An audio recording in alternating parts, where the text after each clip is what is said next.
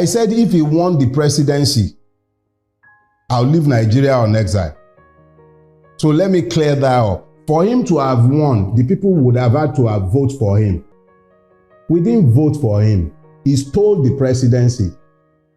Yakubu and INEC sold him the presidency. The presidency is not an expression of the people's will. It is an expression of the debauchery of INEC and the height of our judicial corruption. He did not win the presidency. If I had left, I would have been sanitizing and deodorizing a skunk. If nothing else, I rise and fall by my word.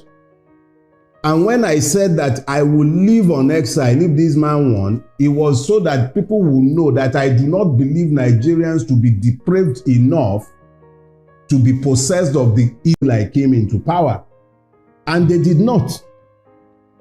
Anybody who prefers to delude themselves can continue to delude themselves, but Tinubu knows, INEC knows, the judiciary knows, and so do a lot of Nigerians, that Tinubu did not win the presidency. He stole it. So I'm not leaving because he did not win. It's that simple. That I'm still here is in rebuke of him. It actually cost me a lot more to stay here. It's not just the multiple level of danger that I face on a daily basis by remaining in Nigeria. Because if they will be planning my murder 3 years ago when they were not in power, one of his goons in Lagos State was the one sat at the head of the plot to kill me. They are the ones in power now. Ordinarily, I should run now. But I'm here. I am here because he did not win. Man and his dog in Lagos State knows it. He was beaten resoundingly in Lagos on the 25th of February. He couldn't even make 15% in Lagos.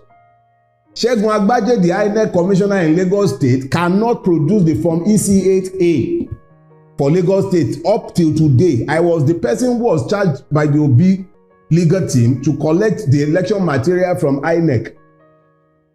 He could not, up until today, INEC in Lagos State cannot give us the form EC8A, which is the polling unit level result. Because they know he lost. He lost woefully. He was thoroughly rejected across the length and breadth of the state that he has held hostage.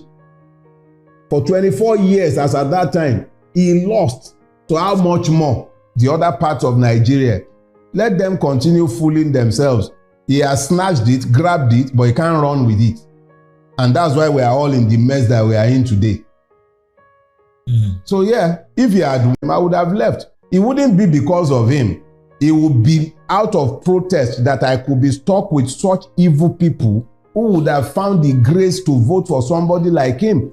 But as I have said, they did not vote for him. They rejected him. He has forced himself on us. And we can't do much about that. I just want to lend my voice and call for the release of Dele Farotimi. His arrest is illegal and practically unconstitutional. It baffles me how we have leaders and elders, people in power who claim they want to see Nigeria succeed, but all their actions proves they are selfish, unreliable, and unworthy to be the leader of this great nation. Dele Farotimi is a noble citizen, and that is why every well-meaning Nigerian should get up and join us and force these bad leaders to release Dele. I was watching some of his interviews, how boldly he speaks about the past government and this current bad government we are in that has befallen all of us. So I am not surprised that some persons are trying to permanently silence him. If this government is smart and intelligent, with good advisors, with positive intentions, are smart enough, they should know that currently Nigeria is very sensitive and we're like a country sitting on a keg of gunpowder, which can explode at any time. In a sensitive moment like this, when every part of the country is agitating for independence, what kind of insensitive leaders do we have? I am bitter because leaders should understand that we are angry and anybody and anything can happen at any time. but they look at us so weak and incapacitated. This is not an Igbo fight. This is not a Yoruba fight. This is not an Hausa fight. This is a fight against the judiciary. This is a fight to ensure that the right things are done and people are not being humiliated. Let us join this strong force and say no to the arrest of Dele Farotimi, because justice for one is justice for all.